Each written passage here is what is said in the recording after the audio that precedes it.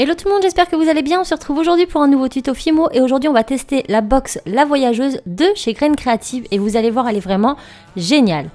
Donc c'est parti. Donc voilà comment se compose la box. Donc elle coûte une dizaine d'euros, enfin un peu moins de 10 euros. Vous pouvez la retrouver notamment chez Créatitude Auman, mais sur plein d'autres sites. Donc on a un petit manuel qui nous explique pas à pas comment réaliser le miroir qu'il y a sur la boîte. On a donc un super miroir avec l'autocollant derrière qui se défait très bien.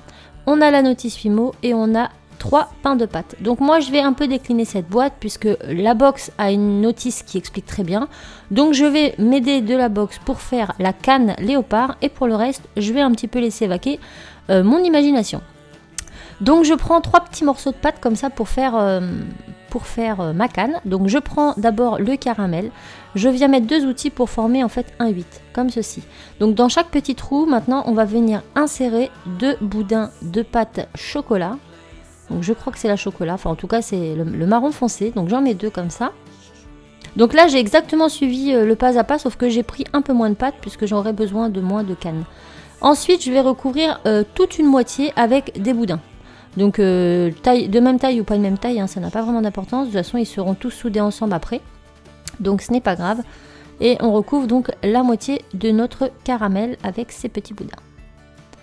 Une fois que c'est fait, on a ça, on va venir donc serrer un peu la pâte et la réduire. Donc pour la réduire, vous la roulez, mais vous faites des mouvements de va-et-vient. Vous ne roulez pas sur l'entièreté du rouleau, sinon ça va mélanger les couleurs. Donc avant, arrière, ensuite je tasse un peu et je fais ça jusqu'à ce que tout soit bien lisse. Avant, arrière, tout le temps le même mouvement. Et on fait ça jusqu'à ce que voilà, tout soit lisse comme je vous l'ai dit. Voilà, c'est fait. Maintenant, je prends ma couleur Sahara. Je viens prendre une plaque de... Allez, j'ai dû la rouler au cran 2 de ma machine à pâte ou au rouleau. Hein, et je viens tout simplement enrouler ce boudin. Donc là, je coupe les extrémités pour pas faire de gâchis. Je roule et une fois qu'on a tout recouvert, c'est parti. Maintenant, je fais pareil. Je fais des mouvements de va-et-vient pour souder tout ça. Et j'étire mon rouleau. Une fois que c'est fait, je coupe les extrémités. Voilà. Et quand mes extrémités sont faites, je fais plusieurs petits morceaux que je viens fixer aléatoirement les uns à côté des autres. Là encore, les tailles, vous pouvez faire des plus petits, des plus gros, c'est à vous de voir. Donc, pas de souci. Vous voyez, là, j'en ai fait un tout petit avec le petit bout de pâte qui me restait et ça va faire une forme encore un petit peu différente. Une fois que c'est fait, eh bien, on vient souder tout ça. Donc, de la même façon, je fais des mouvements de va-et-vient jusqu'à ce que tous les petits morceaux soient soudés ensemble et qu'il n'y a plus de traits. Donc vous lissez bien. Moi je fais en sorte de tasser à chaque fois ma canne pour pas qu'elle s'allonge de trop. Puisque là on va faire des tranches après. Donc là ma canne elle est finie. Je coupe les extrémités et on obtient ceci. Donc vous pouvez faire plus de rouleaux, vous aurez un effet encore différent. Moi là ça me convenait. Donc maintenant je prépare une plaque de chocolat aussi grande que le carré de mon miroir. Et une fois que c'est fait, je viens couper des tranches. Donc si vous voulez qu'elle soit ronde, plus ou moins on va dire, essayez de tourner votre canne à chaque fois que vous coupez une tranche. On va en couper plein et on va ainsi recouvrir l'entièreté de notre plaque. Vous pouvez les faire se chevaucher un tout petit peu pour pas qu'il y ait de trous ou les mettre côte-côte. C'est à vous de voir en fonction du dessin que vous voulez. Là, toutes mes plaques sont posées. Donc ça fait ceci. Maintenant, on va venir les lisser. Donc je prends du papier de cuisson. Je peux venir soit avec mon doigt, mais moi je préfère prendre mon rouleau que je roule comme ça. Donc je le tourne pour frotter en fait la surface et pour faire en sorte que tous mes petits ronds soient bien soudés les uns avec les autres. Et une fois que c'est fait, je peux passer un coup de rouleau. Mais là, attention, vu que ce sont des formes rondes, pensez à le passer dans tous les sens, sinon vous allez déformer vos cannes. Une fois que notre plaque est complètement lisse, on va pouvoir commencer à s'amuser. Donc je prends mon miroir du côté où je vais coller ma plaque et je l'enfonce un petit peu pour marquer ma pâte. Donc là c'est collé, voilà.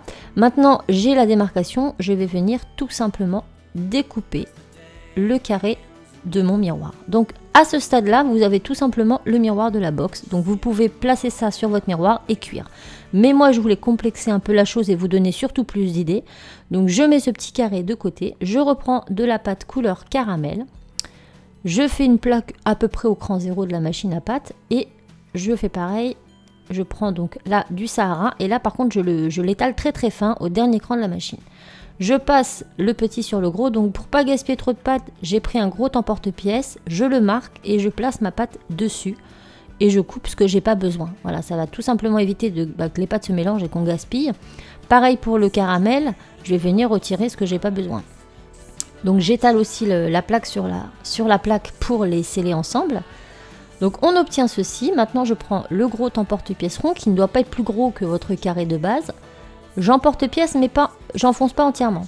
Et je prends un plus petit, j'essaie de le centrer, pareil, j'emporte-pièce mais légèrement juste pour avoir les marques. Une fois que j'ai les marques, je vais commencer mes dessins. Donc je prends un dotting tool. Là, la mine était trop petite, donc une grosse boule et je viens faire des trous partout. Donc au début, ça va pas être forcément Jojo, c'est le point de repère. Une fois que nos petits trous sont faits partout, je vais venir prendre une boule plus petite. Là, en fait, je suis en train de creuser, mais je vais y revenir après. Donc même si vous le faites pas ici, c'est pas grave, on y reviendra à la fin. Donc je viens prendre la plus petite boule après avoir fait mes petits ronds et je vais venir faire plein de petits points partout pour texturer. Donc là je voulais donner un effet de pierre granit un petit peu qui fait rappeler un peu à l'Afrique et tout ça. Mon dessin est terminé, voilà à quoi il ressemble. Maintenant je vais venir encastrer tout ça. Donc je reprends le gros emporte-pièce que j'emporte-pièce dans ma plaque carrée.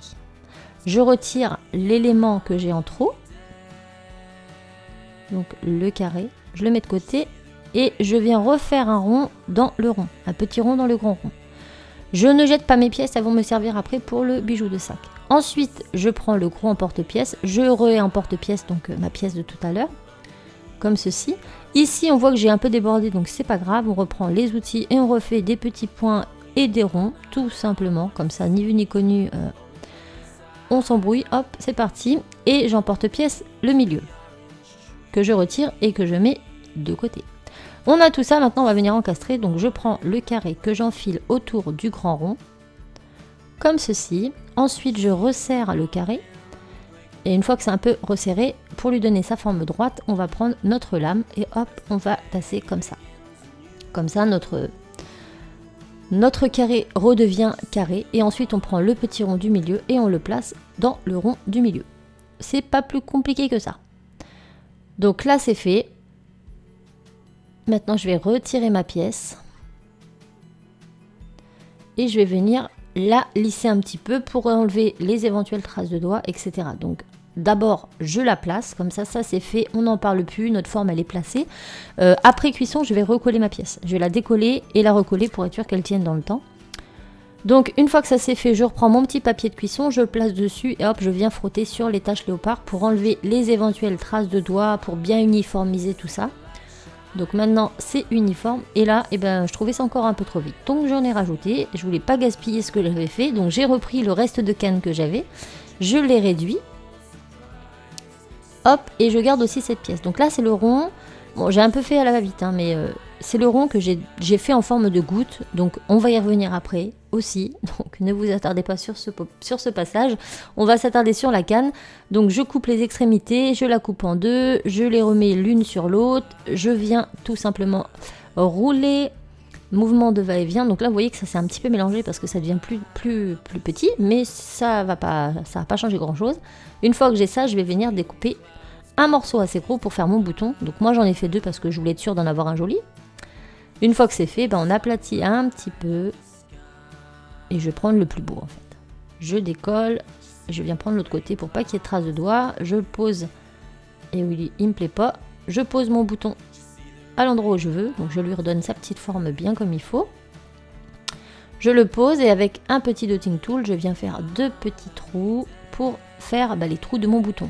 Ensuite, je reprends de la pâte caramel et je vais faire la petite ficelle qui se trouve au milieu de mon bouton. Donc vous faites un colombin très très fin que vous mettez en fait entre les deux trous pour représenter la petite couture. Donc ça, vous n'êtes pas obligé de faire tous ces éléments. Moi, j'ai tout fait pour tout vous montrer, mais après, vous l'agrémentez à votre sauce, bien évidemment. Vous pouvez rajouter des éléments, en retirer.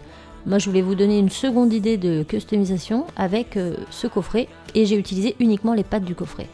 Et là, j'ai fait un effet de couture tout autour, donc pareil, je fais plein de petits points à intervalles plus ou moins réguliers. Et ensuite, je vais faire un fin colombin que je vais mettre dans chaque extrémité de mes petits trous pour faire cet effet. Voilà.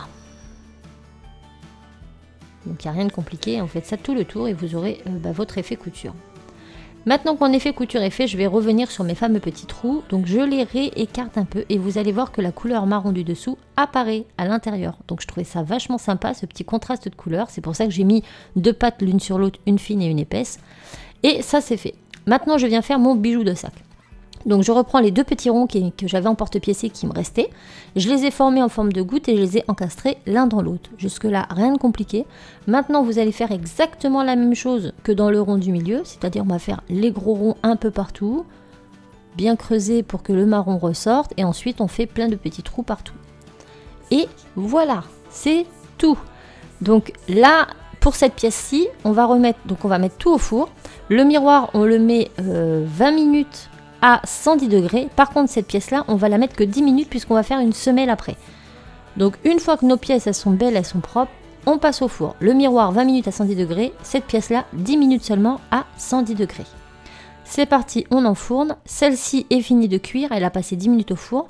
Maintenant, j'ai pris cette pâte-là que j'ai récupérée avec tous mes mélanges de canne. Toutes les chutes de canne, j'ai tout mélangé. Ça m'a fait ce marron qui ressemble finalement de très près au marron du départ. Je viens faire ma semelle, donc je l'ai étalée assez finement, j'ai placé ma pièce par-dessus, j'ai découpé les contours avec au moins 1 cm de plus. Là, je viens faire le petit trou que j'avais déjà fait, donc je le refais à l'arrière. Si c'est pas joli, c'est pas grave, vous allez voir, la magie de l'éponge va tout enlever. Une fois que c'est fait, je viens rabattre tous mes petits côtés et j'appuie bien, surtout pour faire adhérer la pâte. Je n'ai pas mis de fimo liquide et ça tient bien. Ensuite, je prends une lame, je viens enlever tout le surplus, donc je vais y revenir assez souvent, vous allez voir, puisqu'après on va texturer le dos avec une éponge de texture. Donc là je scelle bien tout ça, je reviens sur les différents endroits si on a encore de trop, donc je fais ça délicatement, mais c'est très rapide à faire, hein, c'est vraiment pas long. Une fois que c'est fait, bon, je reviens toujours dessus. Je prends une mousse de texture, donc ça c'est une mousse pour aquarium, pour filtre aquarium. Et c'est très pratique, ça marche très bien. Donc je commence d'abord par le contour, puisque ça va réétaler la pâte et donc ça va redéborder un peu, donc on va réégaliser. Et quand c'est parfait, on pose la pièce à l'envers et on vient texturer l'arrière. Et c'est fait, donc ça on finit la cuisson de 20 minutes à 110 degrés. Ensuite on vernit nos pièces et on a fini. Donc moi j'aime beaucoup mon miroir, je suis assez contente de moi, je suis vraiment partie en freestyle sur ce tuto, je ne savais pas ce que j'allais faire, je me suis dit on commence par la base et on finira, et finalement je suis très contente du résultat. Donc là on a le petit bijou de sac, j'y ai mis une petite suidine couleur camel, et en fait c'est tout simple à retirer, hein. Vous faites comme voilà, un nœud coulant en fait, vous passez votre pièce dans la petite